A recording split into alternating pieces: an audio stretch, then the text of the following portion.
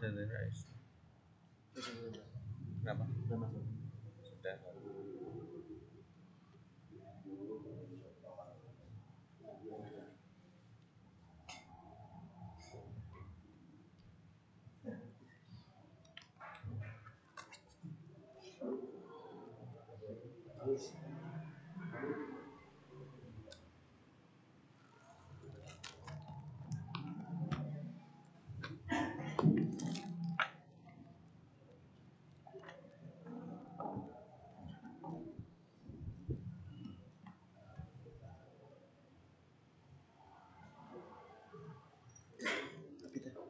Kita ambruk rodanya Pak.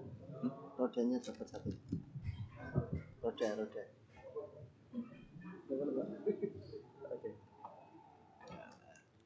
Lepas kan?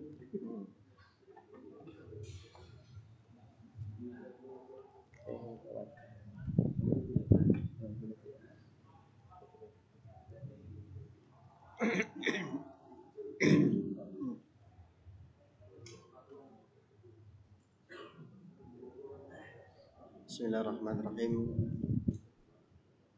Assalamualaikum warahmatullahi wabarakatuh. Alhamdulillahirabbil alamin wassalatu wassalamu ala nabiyyina Muhammadin wa ala alihi wa ashabihi ajmain.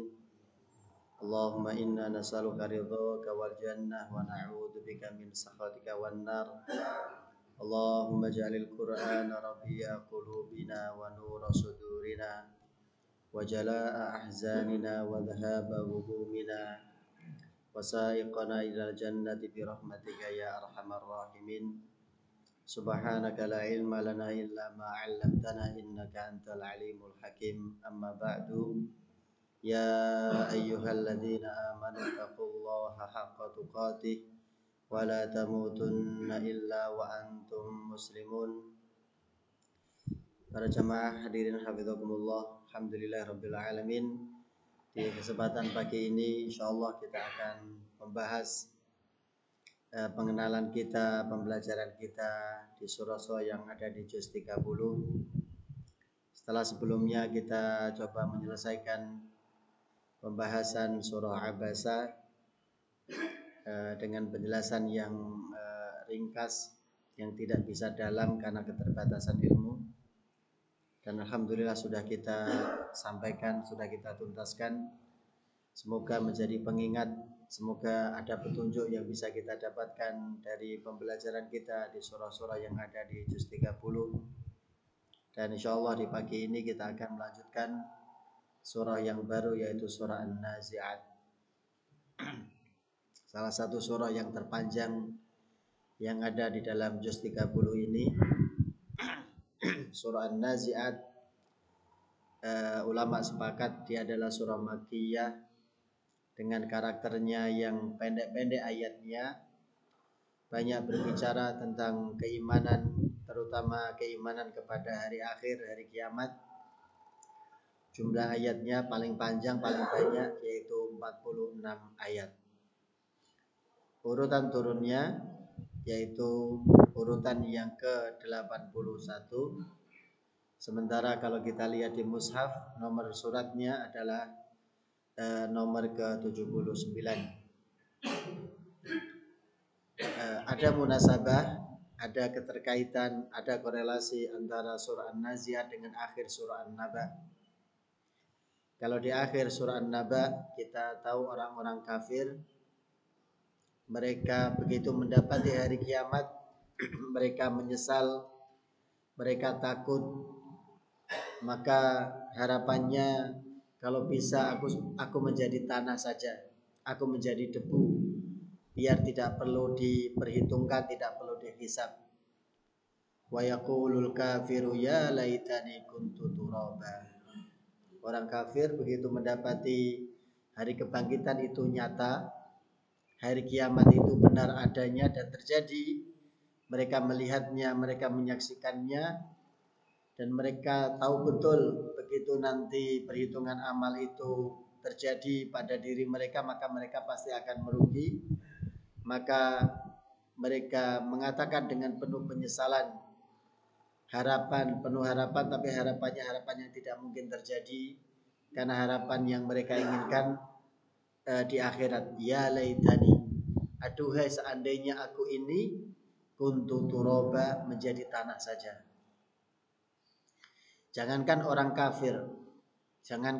kafir yang tahu pasti celaka kalau sudah dihisab.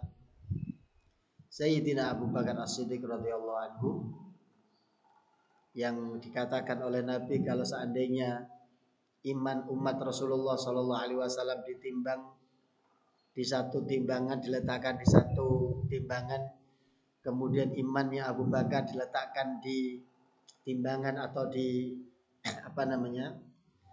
salah satu timbangan yang lain, maka pasti keimanan Abu Bakar akan jauh lebih besar, jauh lebih berat dibandingkan keimanan seluruh umat Rasulullah SAW. Abu Bakar yang dengan keimanan levelnya persis di bawah para nabi, para rasul itu, begitu dikisahkan tentang hari kiamat, hari hisab, hari pembalasan amal, sama kalimatnya, ya laitani kuntu syajaratan tu'dadu.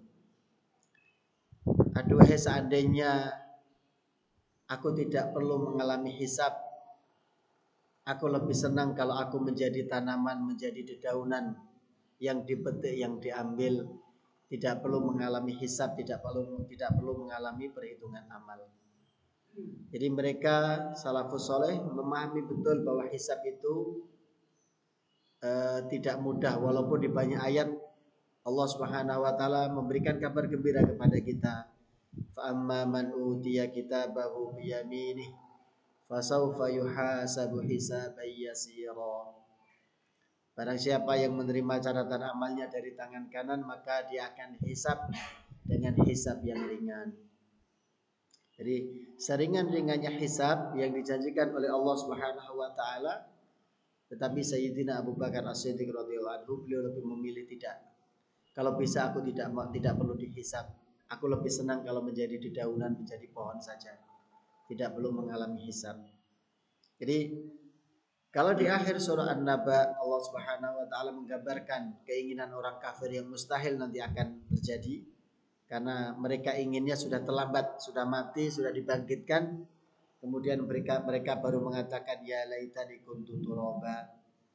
Seandainya aku menjadi tanah dan tidak perlu dibangkitkan, tidak perlu dihisab, tidak perlu dihitung amal-amalku.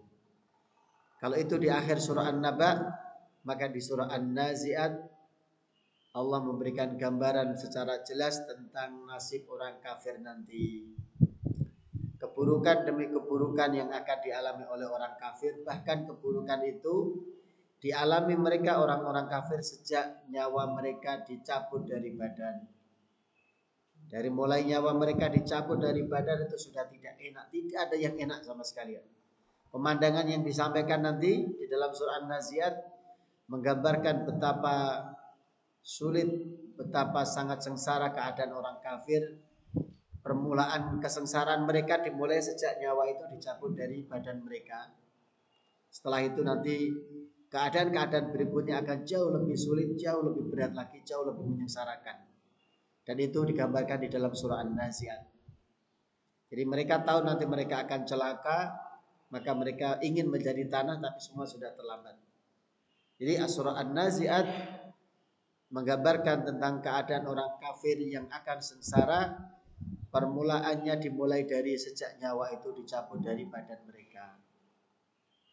Kemudian ada munasabah juga antara awal surah An-Nazi'at dengan akhir surah An-Nazi'at.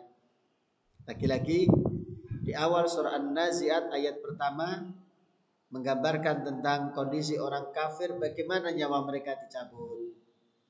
Sementara di akhir surah An-Nazi'at Allah menyebutkan tentang tadi puncak kesengsaraan yang akan mereka alami, mereka dapatkan, yaitu mereka akan mendapatkan siksa yang paling puncak, yang paling berat di neraka Jahim nanti. Sudah mengalami kesengsaraan yang sangat berat, ditambah rasa takut yang luar biasa dalam diri mereka. Yauma tarjufur rajifah tatba'uha ar-radifah qulubu yauma idzin wajifah. Itu semuanya menggambarkan tentang kondisi orang-orang kafir. tema surah An-Nazi'at ini kurang lebih pertama itsbat yaumil ba'ats, yaitu menegaskan bahwa hari kebangkitan itu nyata, bahwa hari kebangkitan setelah kematian kemudian manusia itu dibangkitkan, dihidupkan untuk diperhitungkan semua amal perbuatannya yang baik maupun yang buruk, bahwa itu semuanya hak, semuanya itu pasti terjadinya.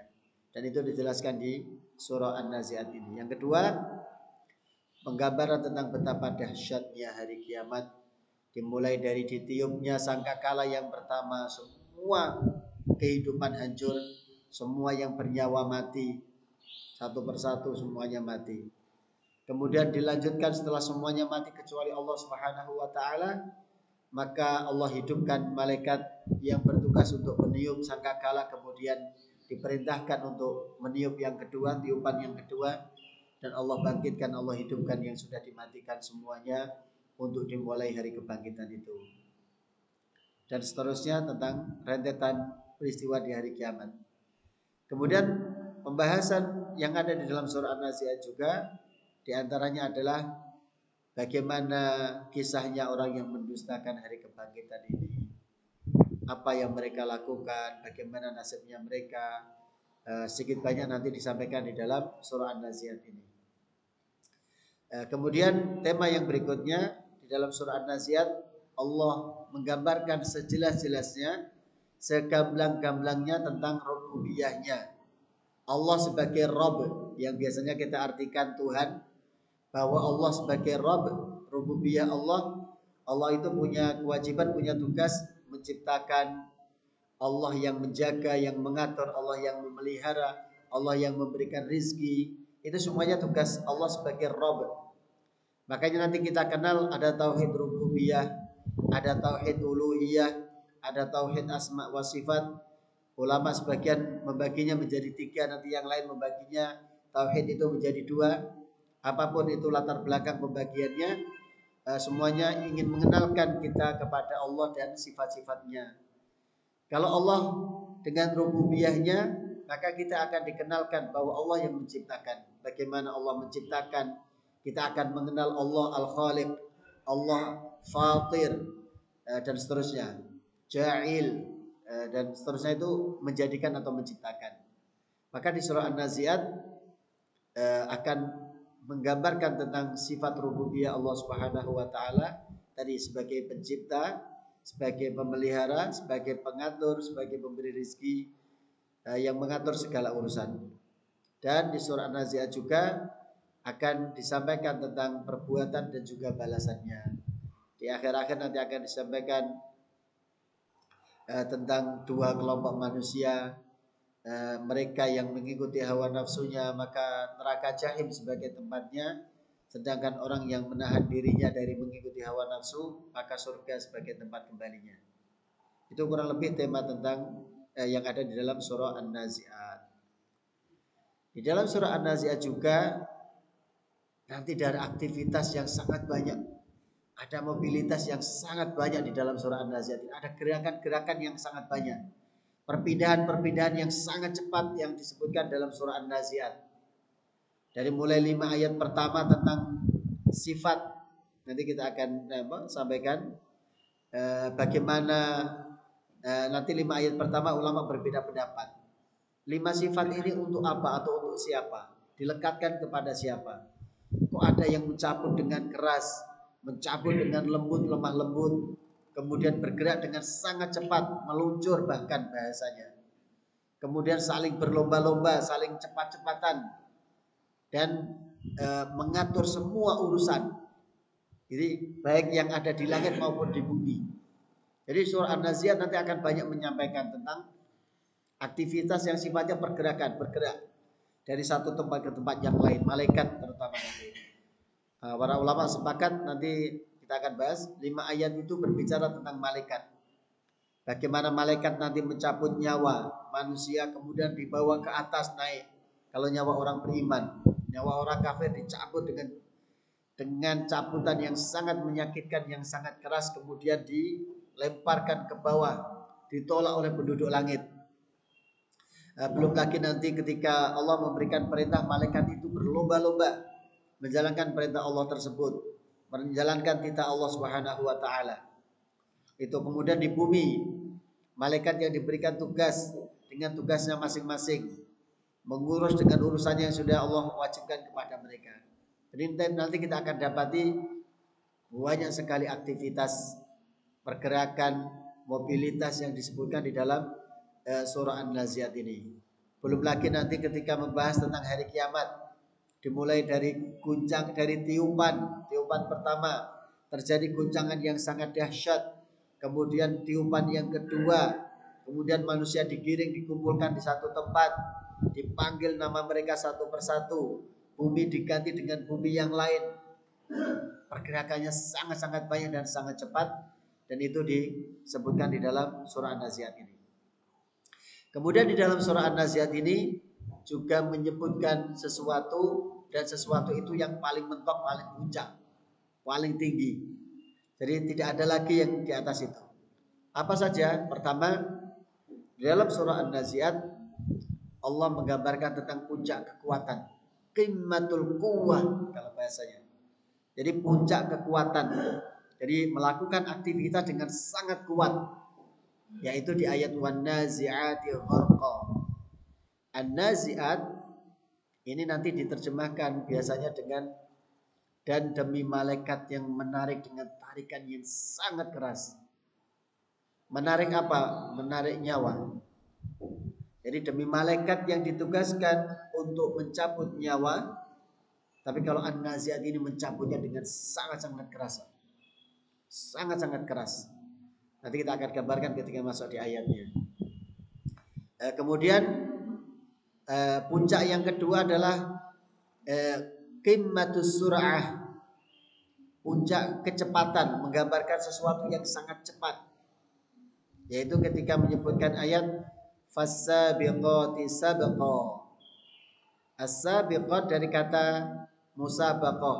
Tentu kita sering mendengar kata musabaqah yang artinya perlombaan, cepat-cepatan, siapa yang dulu-duluan. Jadi demi malaikat yang saling bergegas, yang sangat cepat, yang mendahului, yang berlomba dengan sangat-sangat cepat, sabaqan, dengan kegesitan yang sangat luar biasa. Jadi fasabiqati sabqa ini menunjukkan aktivitas yang sangat cepat dan sang puncak, menggambarkan puncak yang sangat cepat. Kemudian puncak yang ketiga adalah tentang guncangan. Guncangan yang terjadi di hari kiamat sangat keras, dan itu puncak guncangan yang terjadi. Itu nanti disebutkan di ayat yauma tarjufur rajifah. Hari di mana nanti akan terjadi getaran, guncangan yang sangat-sangat dahsyat.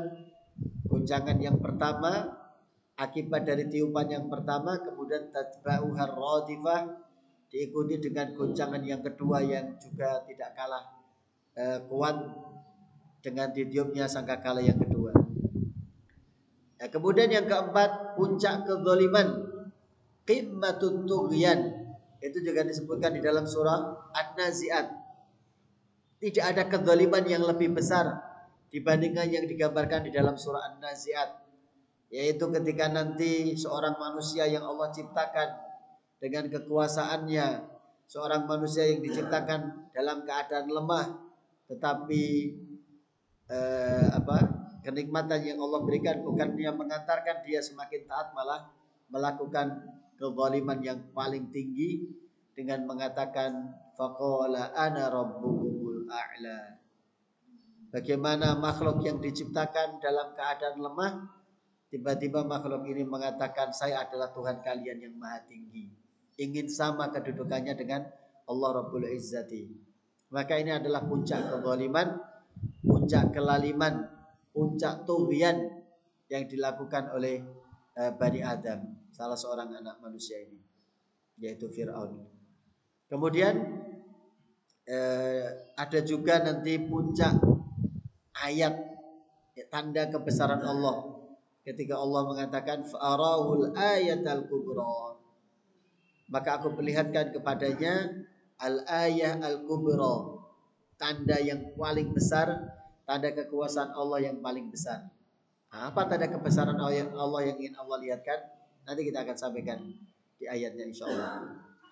Kemudian puncak berikutnya yang disampaikan di dalam surah An-Nazi'at adalah puncak kegelapan, yaitu wa aghtasha lailaha. Dan ketika malam itu telah menjadi gelap gulita pekat, sangat-sangat gelap, di puncak kegelapan malam. Sudah tidak ada yang lebih gelap lagi. Dan setelah puncak kegelapan malam ini akan berangsur turun, kemudian terbit cahaya fajar. Dan di surah An-Nazi'at juga Allah Subhanahu wa taala menyebutkan tentang puncak bencana, puncak malapetaka. Fa idza ja'atil dhammatul kubra. Ad-dhammah itu sesuatu yang menghancurkan. Ad-dhammah sesuatu yang merusakkan, sesuatu yang membinasakan, dan bentuknya al-kubra yang sangat besar. Jadi bencana malapetaka yang besar yaitu hari kiamat. Karena tidak ada musibah, tidak ada bencana yang lebih besar dibandingkan yang terjadi di hari kiamat dengan semua kerusakannya yang luar biasa mengerikan. Kemudian lagi-lagi di surah An-Nazi'at Allah juga menyebutkan tentang puncak azab, qimmatul azab, puncak siksaan, siksaan yang paling tinggi, siksaan yang paling berat, siksaan yang paling menyakitkan, yaitu Allah sebutkan dengan al-jahim. Jadi al-jahim itu fa innal jahima hiyal ma'wa, sebagai tempat kembalinya orang kafir. Al-jahim adalah puncak siksaan yang ada di neraka jahanam. Kalau kita sering mendengar bahwa neraka yang paling dalam, paling bawah itu adalah neraka jahanam, maka di neraka jahanam itu ada tingkatan, ada leveling lagi tentang siksaan. Yang paling tinggi adalah al-jahim ini. Dan puncak sesuatu yang disebutkan di dalam surah An-Nazi'at adalah tentang sesuatu yang gaib, sesuatu yang tidak diketahui kecuali hanya Allah Subhanahu wa taala. Sesuatu yang tidak pernah diberitahukan ilmunya oleh Allah kepada siapapun, bahkan kepada Rasulullah SAW juga tidak tahu. Yaitu puncak kegaiban itu adalah tentang kapan terjadinya hari kiamat. Maka ketika ditanya wa yas'alunaka 'anis sa'ah, dan mereka bertanya kepadamu tentang hari kiamat, maka di ayat yang lain disebutkan qul innama ilmuha inda rabbi, ilmu tentang hari kiamat kapan pastinya terjadi itu Allah simpan untuk dirinya, tidak diberitahukan kepada siapapun. Di sini juga sama. Yas'alunaka 'anis sa'ah, mereka bertanya kepadamu wahai Muhammad kapan hari kiamat terjadi, ayyana mursaha, tetapi Nabi tidak tahu. Nabi tidak tahu. Nah, ini adalah puncak kegaiban, sesuatu yang gaib, yang betul-betul Allah, bahkan Allah berikan tanda-tandanya saja, tetap tidak bisa ada yang tahu kapan pasti terjadinya. Kalau kematian betul sesuatu itu gaib, tapi masih ketahuan. Jadi kematian itu walaupun sesuatu yang gaib, tapi masih bisa ketahuan dengan tanda-tandanya yang sangat dekat. Oh, ini kakinya sudah mulai dingin, dinginnya sudah menjalar ke atas sampai lutut, sampai betis dan seterusnya.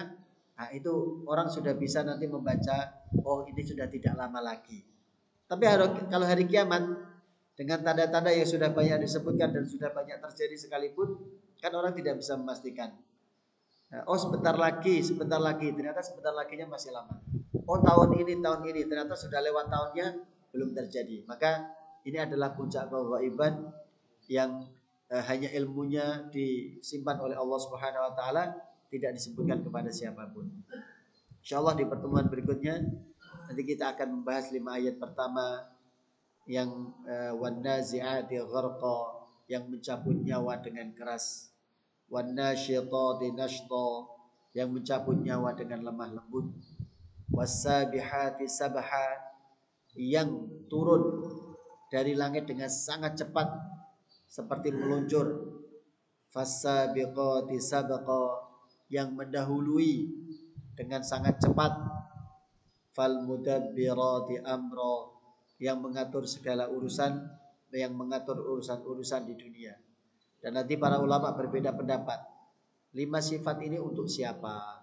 Apakah untuk sesuatu atau untuk banyak benda atau untuk sesuatu yang banyak? Insyaallah akan kita sampaikan di pertemuan berikutnya. Ini sebagai mukaddimah untuk kita mengenal surah An-Naziat. Semoga ada manfaatnya. Kita coba dengan doa kafaratul majlis. Alhamdulillah. Subhanakallahumma bihamdika asyhadu an la ilaha illa anta astaghfiruka wa atubu ilaik. Assalamualaikum warahmatullahi wabarakatuh.